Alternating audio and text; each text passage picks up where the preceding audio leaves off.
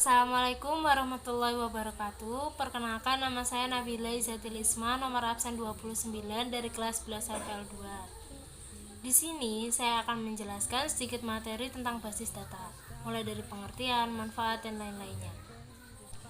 Yang pertama, kita akan membahas tentang pengertian basis data. Jadi, basis data dapat kita artikan kumpulan data-data yang saling berkaitan sehingga bisa dengan mudah diolah oleh penggunanya. Proses pengolahan data contohnya yaitu menginput, menyimpan, memanggil, dan menghapus data. Yang kedua, kita akan membahas tentang manfaat dari basis data. Beberapa di antaranya yaitu 1. Kecepatan dan kemudahannya. Basis data dirancang agar bisa mempercepat proses pengolahan informasi. Jadi basis data itu biar bisa mempercepat dalam pengolahan data atau informasi tersebut. Yang kedua, kebersamaan pemakaian. User bisa mengakses database secara bersamaan. Jadi misalkan usernya ada 2 gitu, bisa mengakses secara bersamaan. Yang ketiga, pemusatan kontrol data. Proses maintenance data biasanya dilakukan oleh satu user saja, yang disebut dengan administrator database. Yang keempat, efisiensi ruang penyimpanan. Biasanya basis data disimpan pada PC yang bersifat dedicated server, sehingga proses penyimpanan tidak dilakukan oleh PC yang bertindak sebagai klien. Selain itu, basis data juga memiliki manfaat keakuratannya, keamanannya, dan kemudahan membuat laporan. Keakuratannya maksudnya yaitu semua sumber informasi dan hasil olahan data disimpan pada basis data yang sama, sehingga tingkat keakuratannya akan lebih terjamin. Keamanan, kita bisa mengamankan data dengan metode password, enkripsi, ataupun pembatasan akses. Yang terakhir, kemudahan membuat laporan.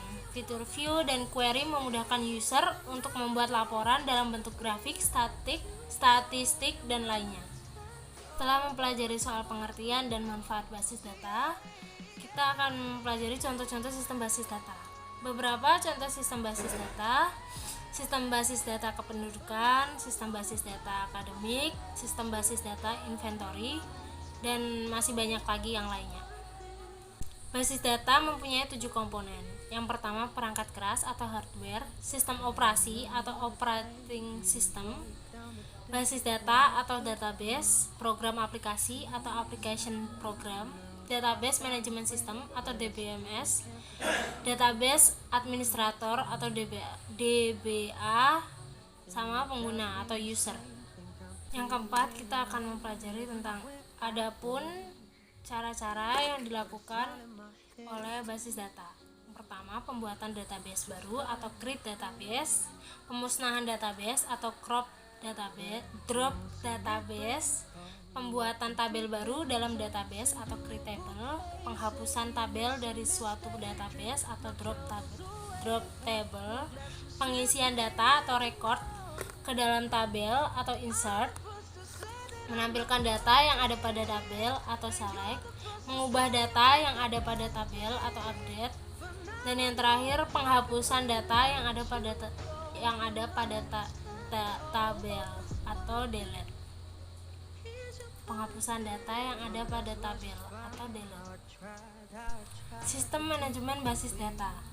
Sebagai informasi, database management system atau DBMS yang menjadi salah satu komponen sistem basis data merupakan aplikasi yang dirancang khusus untuk mengolah database. Dengan adanya DBMS, pengguna bisa melakukan beberapa hal seperti membuat, mengontrol, memelihara, dan mengakses basis data secara efisien dan mudah.